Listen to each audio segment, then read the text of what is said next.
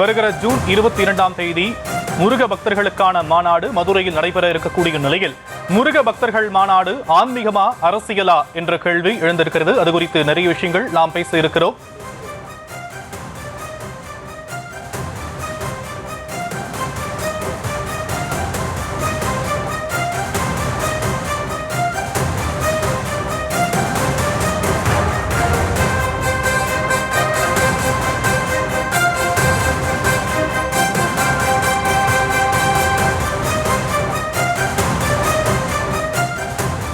மதுரையில் இந்து முன்னணி நடத்தும் முருக பக்தர்கள் மாநாடு சர்ச்சையாக இருக்கக்கூடிய நிலையில் மாநாட்டுக்காக செய்யப்பட்டுள்ள ஏற்பாடுகள் குறித்து நேரலையில் இணைகிறார் எம்முடைய செய்தியாளர் நவநீத கிருஷ்ணன். அவரிடம் பேசலாம்.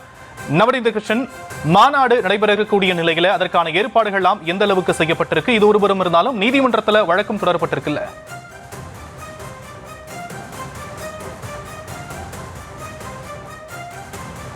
குறிப்பாக பார்த்தோம்னால் தமிழ் கடவுள் முருகப்பெருமான் முருகனுடைய அறுபடை வீடுகளிலே முதல் படை வீடும் 6ஆம் படை வீடும் வீற்றிருப்பது தென் தமிழகத்தில் மிக முக்கிய ஒரு மாவட்டமாக இருந்து வரக்கூடிய மதுரை மாவட்டம்.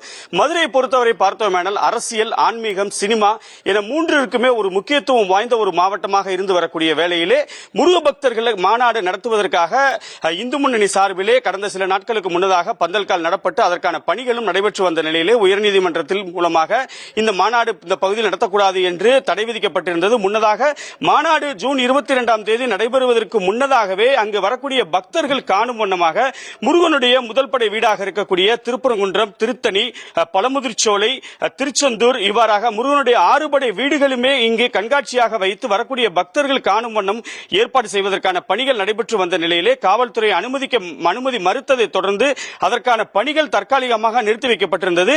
உயர்நீதிமன்றத்திலே வழக்கு தொடரப்பட்ட நிலையிலே மீண்டும் பணிகளை தொடர்வதற்கான சாத்தியக்கூறுகள் இருக்கும் நிலையிலே திங்கட்கிழமை முதல் இந்த பணிகள் நடைபெறும் என எதிர்பார்க்கப்படுகிறது. நான் ஏற்கனவே சொன்னது போல ஷாம், நமது ஒளிப்பதிவாளர் காட்சிப்படுத்தக்கூடிய காட்சியை பார்த்தோமேயானால் ஒவ்வொரு படை வீடுகளும், அதாவது திருப்பரங்குன்றத்தில் ஆரம்பித்து பழமுதிர்ச்சோலை வரை முருகனுடைய அறுபடை வீடுகளையுமே பக்தர்கள் வந்து காட்சிப்படுத்தக்கூடிய வகையில் கண்காட்சியாக ஏற்படுத்தியிருக்கிறார்கள். நுழைவு பகுதியாக இருக்கக்கூடிய வகையிலே முருக பக்தர்கள் மாநாடு என்று 2 நுழைவு வாயில்கள் இருக்கிறது. நுழைவு வாயில் வழியாக வரக்கூடிய பக்தர்கள் இங்கே கண்டுகொளித்து விட்டு அந்த மாநாடு நடைபெறக்கூடிய பகுதிக்கு செல்லக்கூடிய வகையில் அவர்கள் ஏற்பாடு செய்திருக்கிறார்கள். மாநாட்டுடைய அந்த பந்தலிலுமே பார்த்தோமேனால் அறுபடை முருகனுமே அங்கே வீற்றிருப்பது போன்ற ஒரு அமைப்பு ஏற்படுத்தப்பட்டிருக்கிறது. சுமார் 5 லட்சம் பேர் வருவார்கள் என்று அவர்கள் எதிர்பார்த்திருக்கக்கூடிய நிலையிலே பிரதான கட்சிகளுக்கு அழைப்பு விடுத்ததாக தெரியவில்லை. குறிப்பாக இந்த பகுதியில் ஆன்மீக பக்தர்களும் திரளான பொதுமக்களும் வருவார்கள் என்று எதிர்பார்த்திருக்கக்கூடிய திருப்பரங்குன்றம் பேசுபொருளாக இருந்த நிலையில் மீண்டும் மதுரையில் முருக பக்தர்களுக்கான மாநாடு ஒன்று நடத்தப்படுவது பெரும் பேசுபொருளாக இருக்கிறது. அதே போன்று இந்த பகுதியில் அமைப்பதற்காக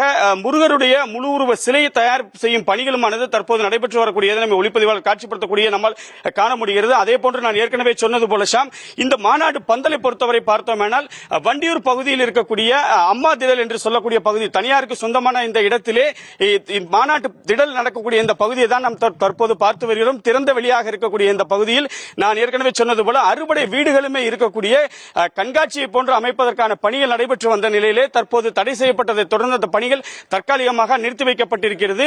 மேலும் தொடர்ந்து இந்த பணிகள் மீண்டும் தொடரும் பட்சத்தில் ஏற்கனவே திட்டமிட்டபடி ஜூன் 22ஆம் தேதி இந்த முருக பக்தர்கள் மாநாடு நடைபெறுவதற்கான பணிகள் ஒருபுறம் நடைபெற்று வருவது குறிப்பிடத்தக்கது. மொத்தத்தில் தமிழ் கடவுள் முருகப்பெருமானுக்கு மேலும் பெருமை சேர்க்கும் வண்ணமாக மதுரை பாண்டிகோவில் அருகே இந்த முருக பக்தர்கள் மாநாடு நடைபெற உள்ள நிலையிலே பணிகளானது நடத்தப்படுவது எதிர்பார்க்கக்கூடிய ஒரு விஷயமாக இருக்கிறது.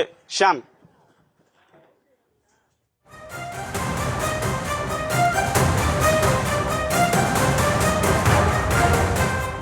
மதுரையில் முருக பக்தர்களுக்கான மாநாடு வருகிற 22ஆம் தேதி நடைபெற இருக்கக்கூடிய நிலையில் அதற்கான ஏற்பாடுகள் குறித்த களவிவரங்களையும் செய்தியாளர் நவநீத கிருஷ்ணன் வழங்க நாம் கேட்டும். தற்போதைய விவரங்களுக்கு நன்றி நவநீத கிருஷ்ணன்.